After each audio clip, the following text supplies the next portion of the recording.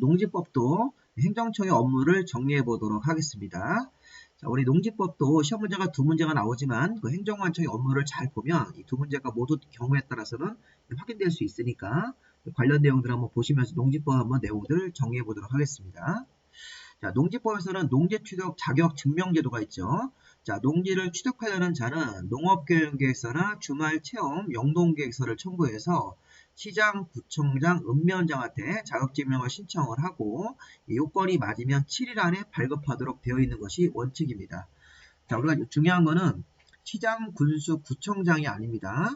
자, 여기 농지 처분 의무는 시군구청장인데 여기 보시면 시장, 구청장, 군수 밑에 읍면장이 자격증명 신청을 받아서 발급을 해주는 거고, 자, 본업으로 농지를 취득하는 사람들은 농업교육계획서를 만들어서 신청하는 거고, 주말 체험 목적으로 취득하는 사람은 주말 체험 영동계획서를 만들어서 시구 읍면장한테 자격증명을 신청해야 됩니다. 자, 다음.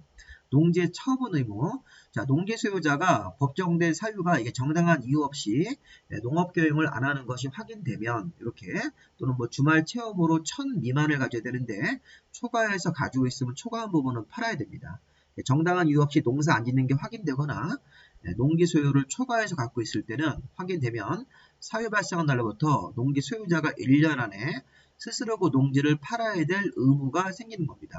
같은 세대원들이 아닌 다른 사람들한테 농지를 1년 안에 팔아야 된다. 의무인데, 자, 이거를 시군구청장이 의무를 농지 소유자가 잘 모르기 때문에 시군구청장이 처분 대상 농지가 되었다. 처분 의무 기간, 요 1년 정도 기간으로 정하기 때문에 이 기간을 정해서 농지를 처분해야 된다고 통지합니다. 자, 시군구청장이 처분 대상 농지가 되었다는 사실과 처분 의무 기간 요 1년 내에서 정하는 거기 때문에 최대 1년 정해서 농지를 처분해야 될 의무가 있다는 것을 통지하는 관청이 시군구청장입니다. 처분 의무 통지. 이때 농지 소유자가 처분 의무 통지를 받고 처분 의무 기간 안에 안 팔면 시군구청장이 6개월 정도 기간을 다시 한번 정해서 6개월 이내에서 기간을 정하기 때문에 최대 6개월까지 자, 다시 한번 기간을 주고 농지를 처분할 것을 명령할 수 있습니다. 자, 앞에 거는 농지 처분 사유가 됐으니까 1년 안에 농지를 팔아야 한다 이렇게 처분 의무가 있다는 사실을 통지하는 거고 처분 의무 기간 동안 농지를 처분하지 않으면 농지 소유자한테 시군구청장이 6개월 안에 농지를 팔 것을 명령합니다. 행정명령을 부과하죠. 자, 이때 우리가 처분명령 받은 농지 소유자가 부동산에 내놔도 농지가 안 팔리는 경우도 있기 때문에 이때는 팔리지가 않으면 6개월 안에 처분을 안 하고 또 팔리지 않는 경우도 처분이 안 된 것으로 봅니다. 그러면 이행강제금을 받으니까 이행강제금을 회피하기 위해서 처분명령을 받은 자가 6개월 안에 부동산이 이 농지가 팔릴 가능성이 좀 없으면 농어촌공사한테 대신 사과라고 매수를 청구할 수 있는데 이제 농어촌공사가 사주는 가격이 시가나 감정가보다 낮은 이 공시지가로 매수할 수 있는 것입니다. 자, 공시지가로 하는 이유는 이 농지법을 위반해서 처분 사유가 생긴 거고 이 처분 의무 기간 동안 안 팔았기 때문에 농지법을 위반한 사람이니까 시가나 감정가를 안 주고 공시지가로 시가가 농지가 평당 10만원이면 감정가는 한 8만원 정도 하고 이 공시가는 한 5만원 정도 할 수 있습니다. 이때 농어촌공사에게 매수 청구 들어가면 농어촌공사가 매수해주는 가격이 공시지가로 이걸 매수할 수 있습니다. 농어촌공사한테 매수 청구도 안 하고 6개월 처분명령까지 이행을 안 하고 안 팔면 이행강제금은 시군구청장이 부과할 수 있죠. 정당한 사유 없이 지정기간 6개월까지 처분명령 이행을 안 하면 농지의 감정가격이나 개별공시가 중 높은 금액을 선정해서 그 금액의 100분의 25에 해당하는 이행강제금을 1년에 한 번씩 해가지고 이행할 때까지 팔 때까지 계속적으로 부과하는 겁니다. 그래서 처분 의무 통지 시군구청장, 처분 명령도 시군구청장, 처분 명령 받고 나서 농어촌공사한테 매수 청구할 수 있다. 또 시군구청장이 처분 명령까지 이행을 안 하고 버티고 있으면 이행강제금을 농지가격의 100분의 25 정도로 계산해서 부과하도록 되어 있습니다. 자, 대리경작. 자, 법정된 유유농지. 자, 우리 농지법으로 정한 유유농지가 정당한 사유 없이 농사를 안 짓고 있는 유유농지면 시군구청장이 농지 소유자나 임차권자가 정당한 이유 없이 농사 안 짓고 있기 때문에 대신 경작할 사람을 직권으로 또 이웃 농업인 등의 신청을 받아서 대리경작자를 정할 수 있습니다. 시군구청장이 유유농지에 대해서 농지 소유자나 임차권자를 대신해서 직권 또는 신청을 받아서 대리용작자를 정할 수 있습니다. 그 다음에 농지법상 농업진흥지역이라는 게 있습니다. 자, 농업진흥지역은 우리 실무에서 절대농지라고 그러죠. 자, 시도지사가 농업진흥지역을 농업의 진흥구역과 보호구역으로 구분해서 1번, 2번이 합쳐지면 농업진흥지역 절대농지가 되는 겁니다. 자, 절대농지 농업진흥지역 안에 농업진흥구역과 보호구역이 있는데, 자, 진흥구역이 자, 이게 농지조성사업이 시행 중인 지역이거나 시행이 되어서 농림부 장관이 정하는 규모로 농지가 집단적으로 모여있는 곳이 농업진흥구역이고, 자, 농업진흥구역을 주변에서 도와주는 땅이 보호구역입니다. 농업진흥구역의 용수원 같은 저수지, 수질 보전을 위한 농업환경 보호를 위해서 농업진흥구역이 농림부 장관이 정하는 규모로 농지가 집단적으로 모여있는 곳이고, 우리 바둑판 모양으로 경지 정리가 되어 있는 농업진흥구역. 자, 농업진흥구역 주변 땅들이 농업보호구역이 되는 겁니다. 농업진흥구역 주변에 용수원 확보로 저수지 같은 거, 기타 농업환경을 보호하는 지역이 농업의 보호구역. 자, 농업진흥구역과 농업보호구역이 둘 다 합쳐지면 농업진흥지역이 되는 겁니다.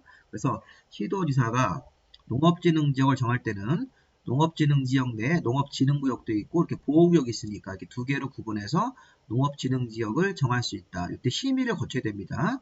자, 시도의사가 농업진흥지역을 지정하는 경우에는 자, 농업농촌식품산업정책 심의회인데 이름이 어려우니까 그냥 심의회, 심의를 거치고 농림부 장관한테 승인까지 받아야 됩니다. 자, 이때 조심할 거는 시도지사가 농업진흥지역을 정할 때 심의를 거치고 농림부 장관한테 승인까지 받아야 되는데 농림부 장관은 해당 농업진흥지역이 녹지지역이거나 계획관리지역에다가 농업진흥지역을 포함해서 정할 때는 승인 전에 또 국토부 장관하고도 협의를 해야 됩니다. 이건 굉장히 어려운 조항입니다. 자, 농림부 장관이 시도지사한테 승인 신청을 받았는데 해당 농업진흥지역 장소가 국토계획법상 녹지지역이거나 국토계획법상 용도지역으로 계획관리지역이면 승인 전에 국토부 장관하고 미리 협의도 해야 된다. 그리고 농업진흥적 농지 소유자가 농사짓기 어려운 경우가 생깁니다. 나이가 많이 드시거나 질병 같은 게 나면 그럼 그 농지를 농어촌공사한테 매수 청구할 수 있는데 자, 이때 농어촌공사가 매수해주는 가격이 이때는 감정가격입니다.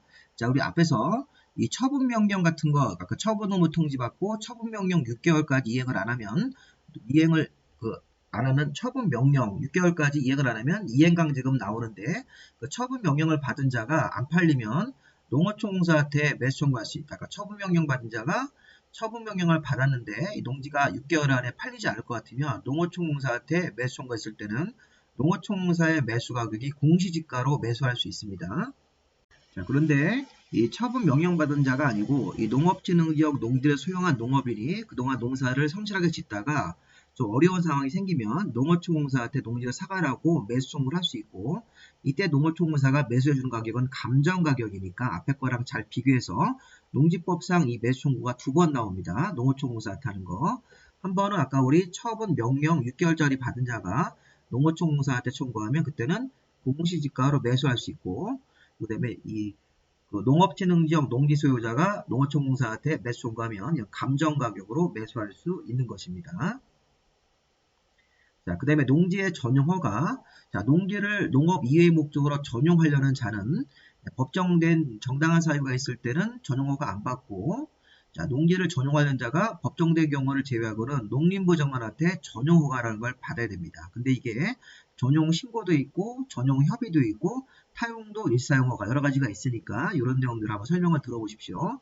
자, 농지법에서는 농지를 농업 이외의 목적으로 전용하려는 자는 법정된 경우를 제외하고는 농림부 장관한테 전용허가를 받아야 되는데 농림부 장관이 이 국가업무 때문에 바쁘기 때문에 다음 부분에 따라 전용허가권을 시도지사나 신구청장한테 위임을 할 수 있습니다. 먼저 아까 절대농지 농업진흥지역 안의 농지는 3천 이상 3만 미만까지 전용은 시도지사한테 위임이 됩니다.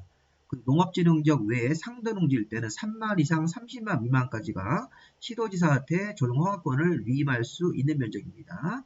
자, 이때 주의할 것은 3,000제곱미터 미만이면 요 시군구청장한테 위임이 들어가는 거고 3만 제곱미터 미만일 때는 다시 또 시군구청장한테 위임이 되는 거니까 자, 기본적으로 농림부 장관이 전용허가권자인데 자, 이거 시도지사한테 위임할 수 있는 부분이 농업진흥지역 안에서는 3천 이상 3만 미만 그다음에 농업진흥지역 외의 농지일 때는 3만 이상 30만 미만이 되는 겁니다.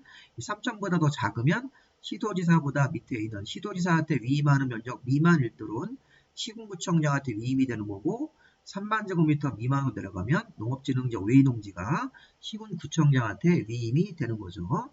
자, 그런데 농지 전용허가는 농림부 장관, 시도지사, 시군구청장이 이제 농지 전용을 이렇게 허가하는 허가권자인데 3만 이상이면 농림부 장관이 그대로 허가권을 갖는 것입니다. 또 30만 이상이면 농림부 장관이 허가를 하는데 자, 농지를 전용을 하는 목적이 농업인이나 농업인, 어업인, 주택 같은 걸 짓는 겁니다. 이 농업진흥지역 밖에서 무주택 세대주가 최초로 짓는 전용 660 이하 제곱미터 이런 식으로 짓는 경우는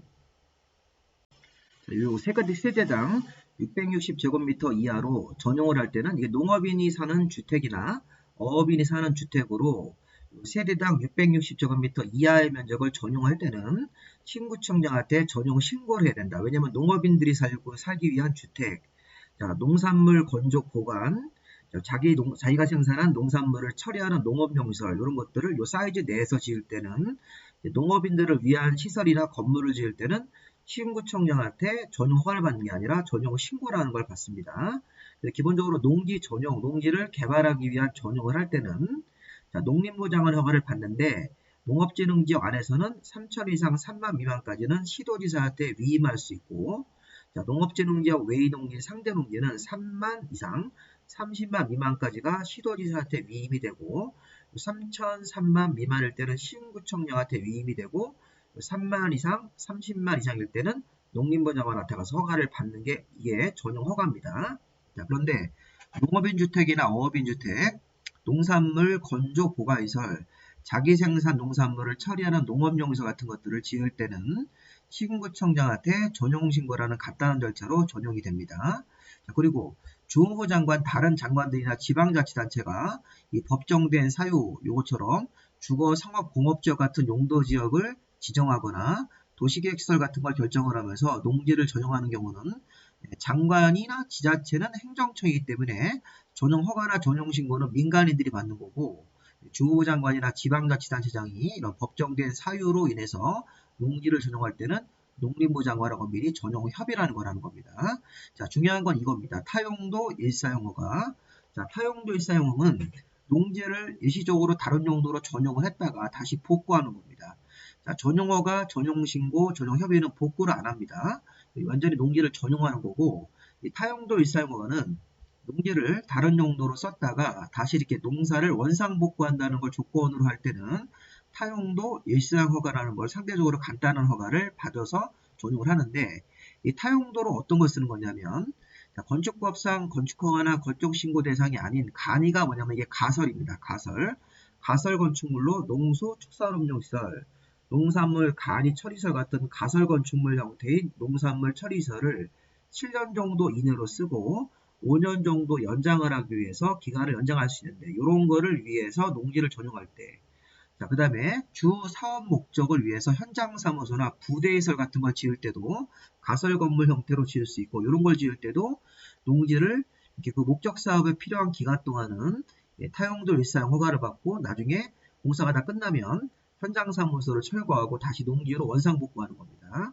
자, 농지에서 골재나 광물, 토석이 채굴되는 경우도 있습니다. 그럴 때는 5년 정도 이내로 쓰고 3년 연장하는 조건으로 타용도 일사용 허가 자, 농지에다가 태양광 에너지 발전 설비를 설치할 때도 5년 정도로 쓰고 이게 18년 연장을 할 수 있습니다. 그래서 횟수는 한 번 연장할 때 3년을 넘지 않게끔 해서 여러 번 이렇게 연장해가지고 18년까지 자, 지금 자, 농산물 간이처리설, 현장사무소, 자, 농지에서 골재나 광물 같은 것들을 채굴하기 위해서 태양에너지 발전 설비는 이런 기간 같은 것들을 설정을 해서 농지를 전용허가 아니라 타용도 일사용허가를 받습니다. 자, 이때는 복구한다는 게 꼭 조건으로 들어가셔야 돼요. 타용도 일사용허가를 시군구청장한테 받아야 된다. 자, 그 다음에 타용도 일사용 신고는 이것도 다시 농지를 타용도로 일시적으로 썼다가 다시 이렇게 복구하는 건데 시군구청장한테 일시사용 타용도 일사용 신고라는 게 있는데 주로 이게 뭐냐면 눈썰매장을 3,000제곱미터 이하로 만들거나 국가나 지방자치단체가 마을 주간 이런 데서 지역 축제 같은 거 하죠. 그리고 산천어 축제 이런 거를 눈썰매장이나 겨울에 지역 축제장 같은 경우를 겨울 이런 뭐 빙어 축제 이런 거 할 때는 6개월 정도 이내로 사용한다는 조건이면 이런 목적으로는 타용도 일사용 허가가 아니라 타용도 일사용 신고입니다. 그래서 이거 하나 예상 문제를 보시면 농지법에서 다음 중 타용도 일시사용 허가 대상이 아닌 것 해가지고 1번, 2번, 3번, 4번 내고 자, 농산물 간이처리설 기본적으로 7년 이내까지 쓸 수 있는 거. 자, 주 사업 목적을 위한 현장 사무소나 부대이설. 자, 골재나 광물, 태양에너지 발전 설비를 위해서 이 정도 기간 동안 쓰기 위해서 받는 것은 타용도 일사용하고 눈썰매장이나 지역 축제 이런 거 나오면 타용도 일사용 신고기 때문에 이런 것들을 잘 구별해서 보시 바랍니다. 그 다음에 농지대장이라는 것은 시장, 구청장, 읍면장이 농지의 소유자가 누군지 현재 농지 이용 실태를 확인하기 위해서 농지대장을 작성을 하고 갖춰야 됩니다. 과거에 이게 농지원부죠. 농지대장 이런 것들이 시구, 읍면장이 농지대장을 작성하고 갖춰야 됩니다. 자, 농지전용허가의 취소는 농림부 장관이나 시군구청장이 농지전용허가나 타용도 일사용허가, 전용신고, 타용도 일사용 신고 같은 걸 받은 자가 다음에 해당이 되면 전용허가를 취소하거나 공사 중지 같은 조치를 명할 수 있다. 자, 여기에 할 수 있다인데 이 7번은 반드시 하여야 한답니다. 7번 같이 농지 전용허가를 받은 사람이 어떤 위법사항이 생겨서 공사 중지 같은 것들을 요구했는데 공사 중지 같은 조치명령 이행을 안 하면 이 전용허가 같은 것 등을 필수적으로 취소해야 된다. 그런데 1번 거짓 부정한 방법으로 이런 전용허가 받은 사람이 농지법은 특이하게 임의적으로 이런 전용허가를 취소할 수 있다. 이렇게 되는 겁니다. 1번부터 6번까지는 필수적이 아니라 임의적으로 취소할 수 있고 7번에 공사 중지 같은 조치명령을 위반했을 때 전용허가를 필수적으로 취소하여야 한다가 되는 것이죠. 또 시험 문제 한번 나왔던 개념입니다. 그 다음에 용도 변경 승인, 농지 전용허가나 전용협의, 전용신고 절차를 거쳐서 농지 전용 목적으로 쓰다가 5년 안에 다른 목적으로 바꾸려면 시군구청장한테 용도 변경 승인 같은 걸 또 따로 받아야 됩니다. 5년 안에 다른 목적으로 농지 전용 허가를 받아서 전용을 해가지고 어떤 용도로 쓰다가 다른 목적으로 바꾸려면 시군구청장한테 용도 변경 승인 같은 걸 또 받아야 되고 자, 농지관리위원회는 농림부 장관이 농지관리위원회를 두는 거고 농지위원회는 시구 읍면에 농지위원회를 둔다. 농지관리위원회는 농림부에 있는 거고 농림부 장관이 두는 거고 그 다음에 농지위원회는 시구 읍면이기 때문에 이 설치되는 대상 반청이 다릅니다. 농지관리위원회, 농지위원회. 자, 농지보전부담금. 자, 농지보전부담금의 핵심은 이 타용도 일사용허가나 타용도 일사용 신고는 안 낸다는 겁니다. 자, 농지를 전용하는 사람들, 전용허가 받고 전용하는 사람들, 전용협의하고 전용하는 주무부 장관, 농지 전용 신고하고 전용하는 사람들은 농지를 완전히 전용해서 농지의 양이 줄어들기 때문에 농지를 추가적으로 더 만들기 위해서 농림부 장관한테 농지 보전부담금을 내야 됩니다. 여기 보면 타용도 일사용허 같은 건 없습니다. 타용도 일사용허가, 타용도 일사용 신고 같은 건 없으니까 자, 여기 농지 보전부담금을 타용도 일시사용 허가, 타용도 일사용 신고한 사람들은 농지 보전부담금을 납부하지 않습니다. 전용허가, 전용협의, 전용신고 이런 사람들이 이 부담금을 내야 됩니다. 자, 이 사람들은 농지를 완전히 전용하기 때문에 대체 농지를 만들기 위해서 보존부담금을 내야 되고 타용도 일사용 허가, 타용도 일사용 신고는 농지를 다시 원상복구하기 때문에 다른 용도로 썼다가 이 보존부담금은 납부하지 않습니다. 이 정도까지 한번 읽어보시기 바랍니다. 농림부 장관한테 보존부담금을 내야 되는 사람들. 자, 여기까지 농지법 부분 마무리하겠습니다. 자, 시험일 당일에 여러분들 열심히 공부하셨으니까 여러분들 자신감을 가지고 여러분들 스스로 믿고 공부하시면 되겠습니다. 자, 추가적으로 만들어지는 대로 계속해서 올려드릴 테니까 일단 집중해서 시험 공부 좀 마지막으로 정리하시기 바랍니다. 자, 여기까지 하겠습니다.